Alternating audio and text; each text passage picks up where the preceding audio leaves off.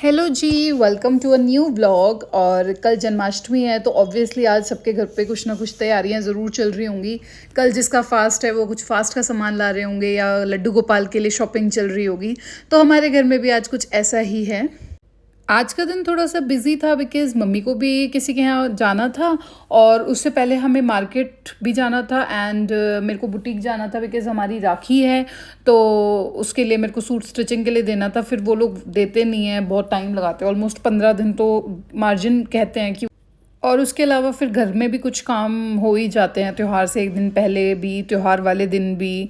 और सारी चीज़ें, अब सारे बर्तन साफ़ किए पूजा वाले और लड्डू गोपाल के कपड़े निकाले। जो ड्रेस हम अभी थोड़े दिन पहले वृंदावन गए थे तो ड्रेस लेके आए थे उनकी, तो वो सब निकाली है कल की प्रिपरेशंस के लिए। और बाकी काम करेंगे घर आने के बाद। पहले चलते हैं मार्केट। तो फटाफट से गाड़ी निकाली है, थोड़ी थोड़ी रिमझिम बारिश भी थी तो निकल चुके हैं मार्केट के लिए, मैं और मम्मी। और आज हमारा थोड़ा सा ये था कि हम बाबा का खाना, जैसे मेरे दादाजी खाना खाते हैं 11:30 के आसपास, तो बस उनका खाना देने के बाद हम मार्केट आए हैं। और कुछ एक टारगेट लेके चले कि 1:30 तक हम वापस आ जाएंगे ताकि मम्मी 2 बजे जा सके जहाँ उन्हें जाना था। गाइज, हम तो लड्डू के कपड़े जब वृंदावन गए थे तब ले आए थे वहाँ से, जो भी मेरे को अच्छे लगे थे।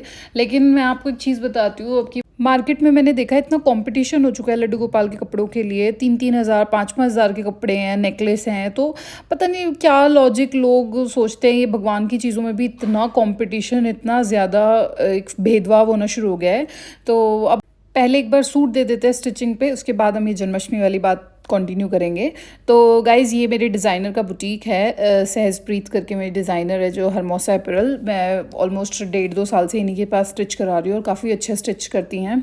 एक ही बार आपको ट्रायल के लिए बुलाएंगी और उसके बाद फाइनल डिलीवरी, और फिर कोई पंगा ही नहीं फिटिंग के लिए। तो मेरे को तो सबसे बढ़िया लगती है। पहले मैं रानी बाग सिलवाती थी, अब इनके पास सिलवा रही हूँ।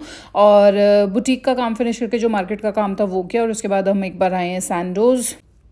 और बस जो हमने एक टाइम अपना सेट किया था कि 1:30 तक हम आ जाएंगे, तो हम आ चुके थे। मम्मी तो ऊपर भाग गया और आंटी मुझे मिल गई थी, वो बोलती मैं सामान लेके जाऊंगी, बल्कि मुझे थोड़ा सा बुरा लग रहा था। मैंने कहा लाओ मैं ही उठा लेती हूँ, रोज़ भी तो मैं ही लेके आती हूँ, बट वो थोड़ा सा मेरे लिए हैं ऑब्सेस्ड है कि मैं खुद ले जाऊँगी। मतलब अगर मैं खाना भी खा रही हूँ तो वो खुद ही आ जाती है कि ला मैं ले जाती हूँ बर्तन। तो ये उनका प्यार है, ऐसा कुछ नहीं है कि मैं उनको बोलती हूँ काम करने के लिए। और मुन्नी आंटी हमारे घर ऑलमोस्ट 22 सालों से है, तो एक अलग ही अटैचमेंट है उनसे। मम्मी यहाँ रेडी हो चुकी है उनके उधर जाने के लिए, तो अब वो जा रही हैं। तो मैंने भी पीछे से अपना जो भी भोग के लिए मिठाई बनानी थी उसकी तैयारी शुरू कर दी थी। तो आज भोग, मतलब सॉरी, कल भोग के लिए मैं बना रही हूँ कलाकंद। तो बहुत सिंपल रेसिपी है मेरे कलाकंद बनाने की, और कोशिश तो हमारी यही होती है कि जन्माष्टमी का जो भोग लगेगा उसका जो प्रसाद होता है वो हम घर पे ही बनाएं। देखिए, मार्केट से ले आओ नो मैटर, लेकिन भोग का अपने आप बनाना चाहिए। और मैं थोड़ा सा ही बनाया, देखो मैंने वो 1 बोल लिया है जो भी इंग्रेडिएंट्स हैं। मिनिमम बस एक एक बोल जो लिया है, इसमें 7-8 पीस कलाकंद बनेंगे। और भोग के लिए और सबके एक एक प्रसाद के हिस्से के लिए बहुत है इतना। अब ज़्यादा बनाते हैं तो खामखा चीज़ कोई नहीं खाता, एक दिन तो फिर भी सब टेस्ट के लिए खा ही लेते हैं। उसके बाद अगर वो फ्रिज में थोड़ा सा इधर उधर आगे पीछे हो जाए तो भूल भी जाते हैं रख के। तो अगर मैं ब्रीफली आपको इस कलाकंद की रेसिपी बताऊं तो इसमें मैंने सिंपली बस 1 कटोरी पनीर लिया है, 1 कटोरी मिल्क पाउडर लिया और 1 कटोरी दूध लिया। बस एक चीज़ का थोड़ा ध्यान रखना कि तीनों चीज़ें बिल्कुल सेम क्वांटिटी में रखना, तो परफेक्ट बनेगा। और बिना गैस पे कढ़ाई को रखे पहले ही इन तीनों चीज़ों को डाल लो और मिक्स कर लो अच्छे से। जब तीनों चीज़ें अच्छे से मिक्स हो जाए उसके बाद तेज़ गैस पे इसको ऐसे ही स्पैचुला या किसी चमचे से ऐसे ही हिलाते रहना है। तो जैसे ही वो थोड़ा सा खोया वाला वो ले लेगा, और साइड से ना इसको खुरचन को निकालते रहना है इसको। जैसे मतलब मैं तो वीडियो बनाने के चक्कर में एक बार के लिए तो भूल गई थी, फिर मुझे एकदम से ध्यान आया कि इस खोए की खुरचन का भी अपना टेस्ट आता है इस रेसिपी में। तो साथ साथ इसको उतारते रहना आप। और नॉन स्टिक में बनाओ तो ज़्यादा सहूलियत हो जाएगी, बिकॉज़ अपनी कढ़ाई में तो 1% चांस होता है कि वो ज़्यादा हीट हो जाती है तो चिपक जाए।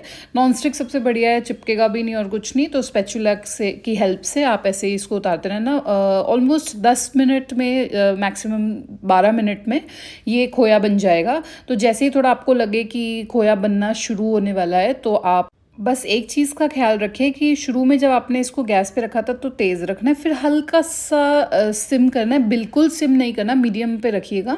और उसके बाद अगर आपको कोई ड्राई फ्रूट्स डालने, जैसे अब मेरा एक हो गया था, मुझे दिख रहा था कि हो बनने वाला है, तो जो भी आपने इसमें ड्राई फ्रूट्स डालने हैं, मैंने सिर्फ बादाम डाला था, पिस्ता मेरे पास था नहीं, बिकॉज़ पिस्ता मेरे घर में थोड़ा सा अवॉइड भी करते, खाते भी कम है। तो मैंने सिर्फ बादाम लिया है। आप इसमें पिस्ता भी डाल सकते हो, बाकी कोई ड्राई फ्रूट्स भी डाल सकते हो। इलायची थोड़ी सी मैंने इसमें डाल दी थी फ्रेगनेंस के लिए। और जैसे ही देखिए खोया बनने लगा ना, अब मैंने इसमें थोड़ा सा शुगर ऐड कर दिया, एज इन मैंने तो बूरा ऐड किया। आप अब देख लेना, आपको पाउडर्ड शुगर लेनी है, स्टीविया लेना है या जो भी है। और उसके बाद गैस को बंद कर देना है और गरम गरम ही एक प्लेट लीजिए, उसमें घी से ग्रीसिंग करना, तेल या कोई वो मत लेना, घी से ग्रीसिंग करना आप इसमें, देसी घी से। और उसके बाद बस इसको सेट कर दीजिए। और जो देखिए जैसे सेट किया है, किसी भी शेप में करो, कुछ भी करो। अगर ये मैं छोटे वेसल में करती तो थोड़ी सी मोटी वो निकलती बर्फ़ी, अभी मैंने थोड़ा फैला के करती तो हल्की मेरी पतली बर्फ़ी निकली थी।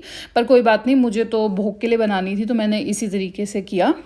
और गाइज़ रेसिपी वीडियो बनाने के लिए जितने भी कांच के बर्तन और ये सब यूज़ किए हैं ना, मम्मी के आने से पहले इनको धो के, सुखा के, पहुँच के और वापस रखने पड़ेंगे, नहीं तो मम्मी तो डांटेंगी ही डांटेंगी। साथ में कभी कभी मुन्नी आंटी भी बोलने लग जाती है, बहुत सारे कांच के बर्तन करती है, जस्सू क्या करती रहती है। तो अपने चुपचाप से कर कुरा के रेसिपी वीडियो बना भी दी। इतने मम्मी आई, बर्फ़ी सेट भी कर दिया और बर्तन धो के चुपचाप रख दिए हैं। थोड़ी देर में आऊँगी, टॉवल से पूछूंगी और इनको वापस रख दूँगी। तो गाइज़ ऐसा है ना, रेसिपी वीडियो जब हम देखते हैं, जो हम व्यू करते हैं, चाहे मैं भी किसी की व्यू करती हूँ, तो मुझे देखो लगता है यार कितने अच्छे अच्छे बर्तनों में बनाते हैं, खाते हैं या वो करते हैं। देखो सच्चाई तो ये है कि अगर हम अच्छे बर्तनों में नहीं शूट करेंगे तो फिर देखने वाले को अच्छा नहीं लगेगा। अगर हम ऐसे ही स्टील के बर्तन में या किसी में करेंगे तो वो चीज़ अच्छी नहीं लगती, एक नेचुरल सी बात है। लेकिन वीडियो शूट करने के बाद रसोई की सफाई भी तो साथ साथ करनी चाहिए ना। ऐसा नहीं कि वीडियो शूट की और बाकी काम मम्मी के भरोसे छोड़ दिया। तो मैं तो अपना जो भी फैलाती हूँ साथ साथ साफ़ कर देती हूँ। और देखिए मेरी बर्फ़ी सेट होने के लिए रख दिया। ऑलमोस्ट मैंने 15 मिनट के लिए पंखा चला दिया था। देखो फ्रिज वगैरह में मत रखना, अगर आप बहुत गर्मी वाली जगह में रह रहे हो तो बेशक फ्रिज में रख देना, लेकिन 15-20 मिनट बाद आप आएंगे तो प्रॉपर आपकी बर्फ़ी के पीसेस कटेंगे। और रेसिपी ज़रूर ट्राई करना, एक तो इतनी आसान है, 15-20 मिनट में तो सारे में तो बनी गई है। और आपको कौन सा मेरे से तरह शूट करना है, आपने तो फटाफट बनानी है। और वो मेरे को तो बाद में सफाई भी करनी पड़ी। देखो सफाई मैंने किचन की नहीं की थी, सिर्फ जो मैंने बर्तन खामखा 7-8 कांच के बर्तन निकाले थे वो सब सेट किए वापस क्रॉकरी स्टैंड में, और तो कुछ नहीं। और यकीन की बात बताऊं, सच में ही बहुत स्वाद बनी थी। देखिए बाहर का कलाकंद तो लगता ही अच्छा है क्योंकि वो बहुत ज़्यादा दूध सा आता है उसमें और वो सब है। ये इसमें इतना ज़्यादा मॉइस्ट नहीं था ये अंदर से, लेकिन था स्वाद नो डाउट। और जैसे मम्मी आई तो ऑथर ने पहले मम्मी से पैम्परिंग ली खूब, क्योंकि मम्मी इसको काफ़ी देर बाद मिली थी। और आते ही मैंने भगवान जी का भोग तो निकाल ही दिया था। अब जो था वो पहले मम्मी को टेस्ट कराया और उन्होंने टेस्ट करते मुझे बताया कि बहुत ही टेस्टी है। पर्सनली मैंने भी खाई थी तो मुझे भी अच्छी लगी। इसके बाद बस हम लोग बातें ही कर रहे थे तो हमें ताई जी ने सरप्राइज़ दिया आके। तो अब मैं क्या करती हूँ यार, क्रॉकरी का जो भी सारा सामान होता है वो हम ऐसे ऊपर ही रखते हैं, बिकॉज़ नॉर्मली आप बाहर रखोगे तो हमारे इधर पॉल्यूशन इतना है कि वो गंदे हो जाते हैं। तो मेरा ज़्यादातर कोशिश यही रहती है कि मैं जो इनके बॉक्सेस हैं इन्हीं में ही रखूँ, धो के सुखा के। और आज ताई जी आई हैं बड़े टाइम बाद मम्मी से मिलने, और हमारे लिए भी ये सरप्राइज़ था क्योंकि उन्होंने तभी की तभी बताया था। फिर देखा बैठे बैठे 8 बज गए थे तो खाने का टाइम हो गया था। तो मम्मी और ताई जी को मैंने छोड़ दिया, आप लोग बातें करो, मैं खाना बनाती हूँ। इतने मैंने बाबा का खाना पैक करके भेजा है और इन लोगों के लिए भी डिनर बना दिया। तो आज डिनर में मैंने बनाई है मिसी रोटी, दाल, पनीर की भुर्जी, सैलड, मोइतो और मीठी आम्बी अचार। जो and yes very important guys, it's very good manners कि आपके घर कोई आता है तो आप उन्हें खाना खिला के भेजें। टाइम हो रहा है तो कभी भी बिना खाना खिलाए या बिना लंच डिनर के किसी को नहीं भेजना चाहिए। ये बहुत बेसिक और बहुत अच्छे संस्कार होते हैं। आप एक किसी से ये पूछना ताई जी आप खाना खाओगे, और एक कहना कि ताई जी खाना बन चुका है आप बैठो और खा के जाना। तो देखिए इन दो बातों में बहुत फ़र्क पड़ता है। देखिए मैं मानती हूँ इस बात को कि अगर खाने का टाइम है तो वो अगर हमारे घर नहीं तो अपने घर जाके खाएंगे, बट मेरा पर्सनली मानना ये है कि पूछने के तरीके से ही इंसान का मन करता है खाने का भी।